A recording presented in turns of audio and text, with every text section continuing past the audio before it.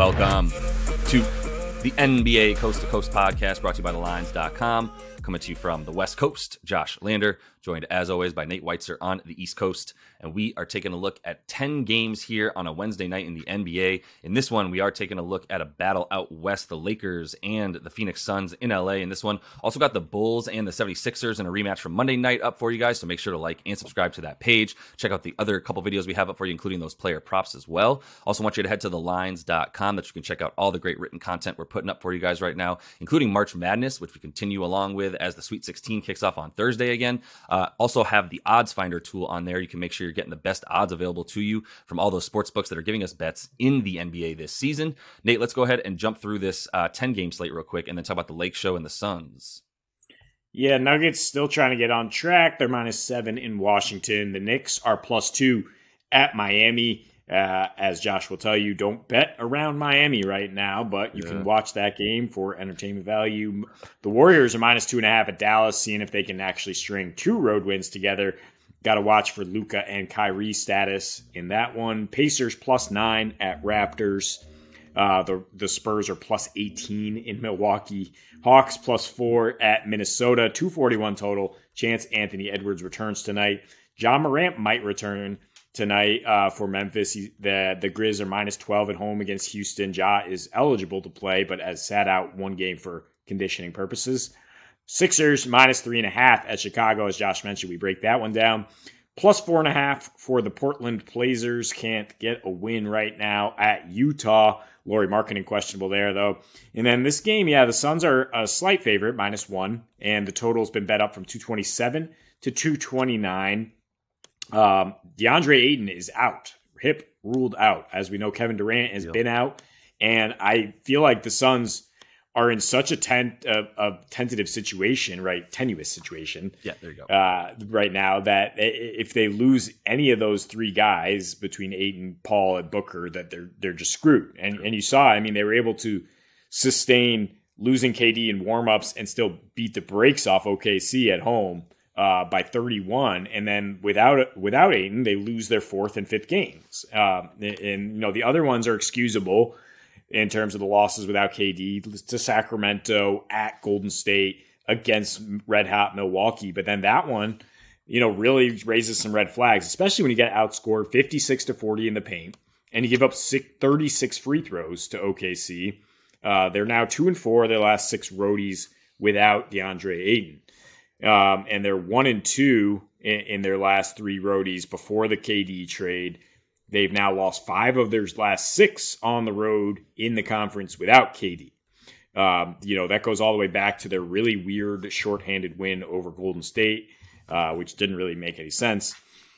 And it's just a depth issue, right? When you trade these guys and when you didn't really have a great bench to begin with this year. Now you're looking, since the trade, the Suns are 19th in bench scoring, 25th in field goal percentage, and 26th in free throws from their reserves versus a Lakers team that's suddenly deep, right? It's just like a different situation where you're like, one team was super thin, one team, and now they're bolstered in the Lakers, and they're 2nd in points per game, 5th in field goal percentage, and the most free throws off the bench with Jared Vanderbilt and company and your boy Austin Reeves scoring off the bench now in a much more comfortable role. So, I'm not looking at the 6-game win streak the Suns have over the Lakers in the regular season as taking any stock in that. These are different teams. The Lakers are very much a different team. LeBron didn't play in any of the last 3 of those games. And, of course, he's not playing tonight. But AD missed 2 of the last 4. The last meeting in particular, no Bron, AD, or Westbrook. So it's just like a skeleton crew. And the one time AD did play, he had 37, 21, and 5 steals and 5 blocks with DeAndre Ayton out there. He can own the paint for sure. The Lakers also outshot the Suns 35-5 at the free throw line in that game, and only lost because they went 4 for 22 from 3. Because, again, it was a different team with Pat Beverly and Troy Brown starting, and we've talked about this all the time with the Lakers. Don't look at their entire season sample size. Look at what they've done basically since March started, which is, number 3 limiting paint points, number 1 limiting assists, Oh, that's the Suns. Excuse me. The Lakers also number 2 defensive rating, number 1 opponents 3-point percentage, Right. number 3 limiting free throws. So both these teams playing elite defense, especially in close games in the clutch. I definitely would lean under. You could not tell me to take an over in a Lakers game at home right now, unless they're maybe playing like, I don't know, the Kings or the Hawks or something. They've gone under in 9 of their last 10 at home. The games have averaged 221. The pace is decently fast, but it's just their defense is really good. And so, I mean, I think you go under here, especially with the total rising to 229. That seems too high. And once again, let's look at the clutch numbers. I mean, this is not the Suns of last year. And on the road this season in the clutch, they're 4-11. They have the 3rd worst defensive rating and 8th worst net rating versus the Lakers in March, 3rd best net rating in the clutch. So if it's a close game, I'm taking the Lakers. Yeah, I think it's a good call, man. I definitely would be terrified of an over, like you said, in this one. It's interesting because DeAndre Ayton is their center, but like he's not necessarily the most important for things like, I don't know, down low stats, like points in the paint. He's scoring a lot. I mean, if it's a point in the paint that he's scoring, it's because it's a jump hook, right? We know that. It's not going to be a dunk. It's probably not even going to be a layup. He's not getting all the way there. His rebounding numbers are not necessarily crucial for the Suns on the on-off stuff. I don't bring this up to say he's not important to the team. I say he's important to the team because he scores. That's why he's important to the team. He gives them another option that he can make a jump shot from 15 feet in. He can't, and obviously when he's down low, he's just pushing it right over the defender because he's 7'1" and no one's going to block a baby hook for someone that tall, no matter how tall you are, until Victor Wembanyama gets here anyway. So with that in mind, for this game, like what do the Lakers do in the on the other areas of the floor? How do they defend the mid range? How do they defend those offensive rebounds that the sort of scrappy guys on the Suns, like the Torrey Craigs on their team now, are going to be looking to get boards? Obviously, that was a much more dangerous proposition when you're playing the Suns when they have Mikal Bridges and Cam Johnson, and even Jay Crowder, who didn't play this season, but in years past, guys that were crashing the offensive board and getting those scrappy points, like they weren't coming from the center, but they're not going to be they're going to be pulling the ball from the mid range. They have Chris Paul, they have Devin Booker. They're going to be trying to shoot anywhere from 9 to 16 feet away, essentially for the majority of the game. Let's say 10 to 16 feet away. And the Lakers, in a couple different articles that actually have been written on thelines.com, one that I put up about the Lakers in the last few weeks, have become a good team on defense after making trades for guys like Vanderbilt, even Beasley, and then Rui Hachimura, guys who can guard that portion of the floor because they're tall wing defenders that they didn't have, once again, since they lost Kyle Kuzma and KCP. So they're back to being able to guard those areas of the floor, and that's what matters against the Suns. So 229 actually feels a little bit high for a Lakers game at home. If you look at the advanced stats and some of the pace numbers, the Lakers not going as fast as they were. We're used to seeing them in a top 3-4 pace in the league over any kind of 3-week sample size on the season. And it's just not the case in the last couple. Obviously, LeBron not there. So it's not the same. And Russell Westbrook not there. So it's not the same in terms of trying to get the ball off the defensive rebound and just push, which is also why those, the fast break points aren't necessarily there as much for them. But Phoenix they also haven't been as good on defense, which is why I would never feel comfortable betting on them right now.